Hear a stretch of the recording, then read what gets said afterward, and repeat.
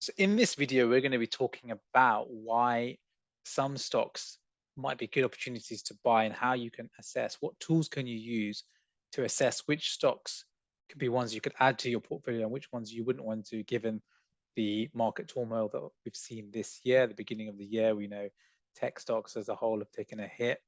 Market indexes are down. Is it a good time to buy stocks? And we just discussed the tools in this video.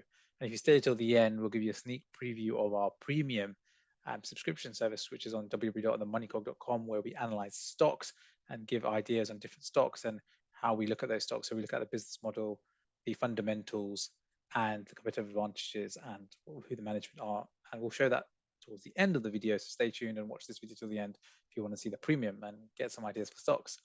So going back to the specific element of this video, we look at the stock market and try and understand, well, there's that famous quote by Warren Buffett, which is buy when others are fearful and sell when people are being too greedy. Now, that's a very cliche term, and that's sort of saying, well, always be contrarian. But there's a time and place to be contrarian, and I've always found that it's to do with risk and return. And something that me and my co-founder Zavin talk about, which is thinking about things from a valuation perspective, which is always really, really important. You can find a great company, but if it's too expensive, then it might not be something you want to add to your portfolio because you're buying at a very, very high price. The same you can say where the market is today, price is very low, but you say, hang on a minute, why is it cheap and is it going to go down further? And that goes back to then the other point, which we look at a lot in the Money Cog, which is understanding the business fundamentals and how the business makes money. One of my friends actually earlier on was looking at our stock analysis on the Money Cog and saying, well, what are the drivers of, like, what can you tell me about the next quarter? Or why is this company going to miss or beat the next quarter? Now, the problem is it's very short term, and we're investors, we think long term, and the ability to predict or say a company's going to miss the next 3 months or the next year's earnings isn't really, I would say, a focus for an investor, because what you're really trying to do is you're really trying to find short-term trades, and you might get small gains in your portfolio, but what you're really trying to do in the fund, and what investing is really about, is buying great businesses at a great price and understanding what drives those businesses and why the market is undervaluing them. It's just a quick synopsis, so we'll sort of go into what the stock market has been doing. So if we look recently, the S&P 500 has been down 21% year to date. The Nasdaq is down 31% year to date. So quite large numbers, and they normally say if it's sort of more than 20%, then that means that you're sort of heading towards a recessionary or bear markets. So there's been lots of talks about that. Not really going to focus on that today. What I'm really going to focus on is understanding the tools that I was talking about and how we can analyze stocks and the valuations and seeing where the opportunities are. And one of the things that I look at a lot is, and a lot of other analysts look at, is where has a stock's valuation been over time? Like, what has it been trading at over time? And is that a good entry multiple, or is that a good time to look at the stock and look to buy it? Now, I'm just going to share a screen. This is not a website that we are being paid to promote or sponsor, but it's cofin.com. It's a great website, actually. You can just sign up for free. You've got a free account and premium. Again, I'm not an advertising for it. And you basically search any ticker or any name here on the home screen, and you can see here how it works. So what I've done here is I've done a screener on tech stocks, so sort of normally the FANG stocks, and then I've had Tesla. And what this is showing is what's called EV to sales. So it's taking your enterprise value, and for those that don't know, enterprise value is the valuation of a company in its entirety, looks at the market and debt and says, okay, if you're going to buy the company, this is what you would pay for it. And sales is obviously, everyone would know how much revenue that company's made. And we've done it at LTM the last 12 months. So what is the valuation, which enterprise value, which is being taken by how the stock market is performing, because enterprise value is made up of market cap, and market cap is the share price times the number of shares outstanding, and that share price obviously moving up and down every day when the market's being traded. And what we're seeing is we can start to see a trend. So we can see this big purple line is Tesla. Now you see Tesla's now trading at 16.7 times earnings sales. Now, the way to think about that is, I mean, it's astonishing. I mean, even the way the market's gone, it's really ridiculously it's high where it was in 2012. So it's trading at a massive multiple of what its sales is today. So people are assuming, or they're basically pricing in growth. That's the way to look at this. There's a lot of growth that the market is pricing in that this company can grow at, and that's where you can start to think about a discount on that. And do you think that's right, or do you think that's too ambitious? And that's where you can start to build a thesis around, okay, what does the business do? So we can go into Tesla, and Tesla is actually a company that we've written a note, which you can see in the link below on our the Money Cog website. Again, for those who are just watching or just tuned into this segment of the web page, it's talking about our notes talk about how the business makes money, fundamentals, competitive advantages, who's leading the company, the risks involved, valuations, etc. You can have a look at that below. But you can see that it's quite expensive, and comparing it to sort of big tech or high growth companies, you can see, well, Microsoft's an interesting one. So if we look at Microsoft here, so that's Microsoft, you can start to see that it's trading at 13.2 times. So again, that's come up actually quite a bit. So you can see again, okay, the market is starting to price a lot. So that might become that might be too expensive. And then Netflix is 9.2. Again, it's fairly what you could say is it's fairly expensive. But let's look at this on isolation. Let's just see all of these sort of opportunities on a standalone. So we can see, let me just remove Google. Okay, we've got one green, Amazon. So let's just look at Netflix, and let's look at it for a very long time. So Netflix, since let's go even further, right at the beginning. So Netflix has been fairly up and down, volatile, but you can see it's trading now at 4.4 times sales, which actually, if we look at it, you could sort of say is the median, really. I think if you see the range has gone up as high as low as 0.8 in 2012, which would have been a good opportunity to buy, and it's been as high as 10. So yeah, it's about 5. So it's slightly below average. So it gives you a range of where the valuation has been over its history.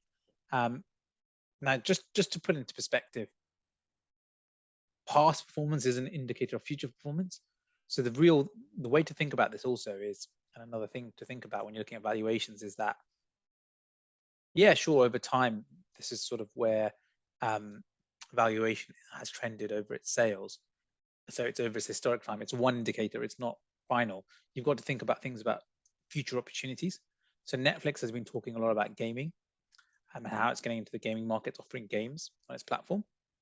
So is that going to encourage more subscribers to join its services? Netflix is another company we've done on our Money Cog premium service. So that's another indicator of that shows you that maybe, okay, this business should be trading at a higher enterprise to value sales because it's now going into gaming. It's got another sector or market that it's aiming at. So it no longer should be trading at these multiples, should be trading at more because it's more valuable. And the other sectors it's going into has better, that sales number goes straight into the bottom line because it converts into profit much more. It's a high margin business, maybe, for example. So on the back of that, now that we've said that, why don't we look at the margin so we can see that actually, so we can compare it to what profitability has been in the business over time. We can start to see that as 2016 all the way to 2022, it started to trade a bit more like the margins were of the business. So as the margins were starting to improve, then the business's valuation the valuation as a percentage of sales was going up, right? So you can see the more profitable, the more people were saying, well, actually, should be trading a bit higher than sales because it was feeding down to the bottom line. So these are all things to just compare. Again, we talk a lot more about this and thinking and how to construct all these different points we're talking about in the Money Cog in our premium subscription service on moneycog.com. So we've looked at Netflix. I think we can look at another example as well. Let's look at let's look at Tesla. Tesla's an interesting one. So you can see here, it hasn't really done much. I mean, Tesla's have been fairly negative, so it's probably not one to look at as a good example. So let's look at another one. Yeah, let's look at Facebook. So we'll go to Facebook and we'll just put 10 years. So again, Facebook's operating margins, which is EBIT, earnings before interest and tax, is just hovering around 33. But you can see that it's as it's fallen, the margins, you can see the valuations are falling. So you can start to see it again. I'm not saying it moves in line. If we look at 3 years, you can say, yeah, it moves sort of in line. And you can see, well, actually, once the margins were falling year on year, it kind of led to, well, the valuations and where Meta should be trading at sales should be going down because it's no longer as profitable as it once was. And one of the things we look at in the Money Cog and our valuations thing is a business is worth its the present value of its future cash flow, and that's what you're predicting is how much cash flow can this business generate. And again, Meta's going into different sectors, it's making a big bet on changing the name from Facebook to Meta, and it's looking at that. And once you understand the business model, it's taking bets or views on how much is this so is Meta actually a buying opportunity now? Because you can say, well, let's hit that, but actually if it gets the the new sort of the sort of meta world or the metaverse right, it's really cheap because based on historical valuations, you're not paying that much. The market isn't pricing in that this business is going to do well in the metaverse, or we haven't seen any clear indication for that. But suddenly you can see this going smack up to, back to 8 times, right? If it just increases its margins, by 10%. So, but again, it won't increase its margins by 10% straight away because it's going into a new vertical. It's probably going to increase sales, but it builds a story, and you can start building a story of why certain companies deserve higher valuations. So this is just one really cool way, and it's free. It's on kofi.com. As I said, you can start playing around with things and think about valuations. And a lot of it's sort of art than science. And there's a DCF is one, which we're not talking about this video, but in other videos we can talk about how you do discounted cash flow, and other people on YouTube do that as well. But I thought it was quite a neat tool to quickly think about valuation and over its history that actually it's quite cheap. Because sometimes what happens is people or traders say, well, based on its own valuations, it's cheap, and maybe the market has said that the business is going to do a lot worse than it was. So has Facebook fundamentally changed from January this year to now? Does it deserve such a big discount on its sales, or is that just a market norm? And actually, all businesses now are because of rising interest rates, businesses trading at a much lower EV to sales. Just an example. Let's look at one more sort of example. Let's look at Google. Let's look at Google, for example. So let's just remove Facebook. All right, Google it's gone to 29. Again, you can see as profits have gone, the valuations have again deserved a higher. But what's interesting is that, see, this is where you can start thinking about how the market's pricing this. Google and Facebook are not identical businesses because Google has YouTube and then Facebook's got Instagram and it's got Facebook, but they're quite similar in certain aspects. One is, Google here, obviously Alphabet is more of a is both making money from advertising.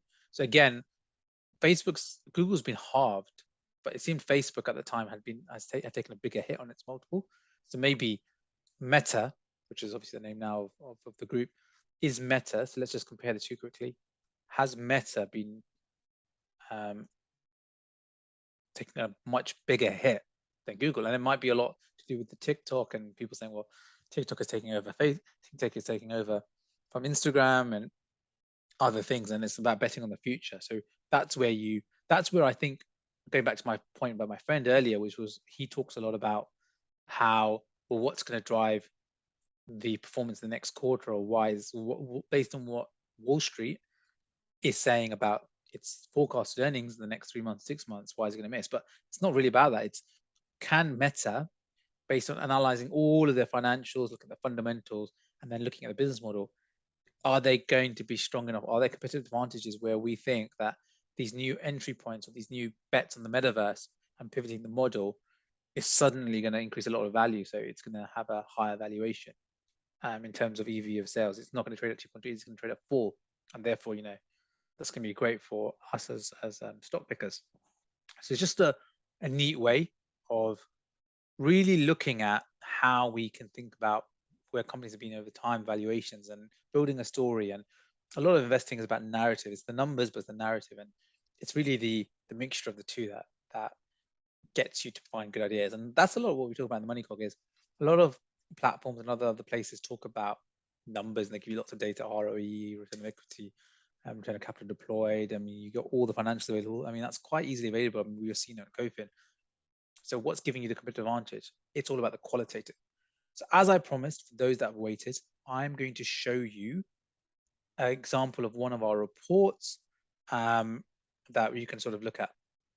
So let's have a look now. So for those that were patient and waiting, here's an example of one of the reports. So this is Spotify. We talk about what the business does, very sort of clear, simple, quick. These notes aren't supposed to be very long. We've got sort of many number of, like, maybe over 100 now companies that we've looked at, both in US stocks and UK stocks. And this is the same format that we do, but very easy for you to read the business, what it does.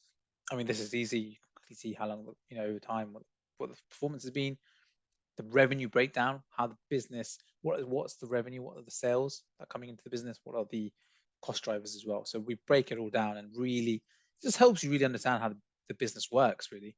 Once you understand how the business makes money, what the revenue, what are the cost drivers, and then we're looking at the fundamentals again, which are important. We don't disregard that, but looking at the most important parts, the fundamentals, and seeing the story overall. And then we look at management. We think that companies that are run by the founders can be great. A lot of the times, you've just got to understand what they've done, what they've achieved, what their motives are their incentives aligned, etc. And then this is our really sweet sauce that we've been developing, which is competitive advantages. And we break competitive advantages in 3 areas: pricing power, network effects, cost and capital efficiency. And looking at how does the company have any of each of these things: market power, switching costs, barriers to entry, branding, quality. And then, the ones that are highlighted are the ones that the company has. And then we talk about it, looking at some of the competitors to an extent, risks of the company. Every company has risks, and you have to be aware of those. And that's where it goes back to that probabilistic thing I was saying, is there are risks there, but are those high risks? So we look at serious risks. So is that risk is the price compensating you for that really high risk that you think is going to happen, which is linked to the valuations, and then sort of have a score. And that's really, you can find more of that and more companies on our website, themoneycog.com, which is in the link below. So I hope you guys really enjoyed the video. If you want to see more of this kind of content and you really like what we do, give us a subscribe, because we're going to be doing a lot more of this content weekly. Both Devin and I are going to be alternating or being on Zoom calls together to be discussing these ideas about what we see in the market. Thank you.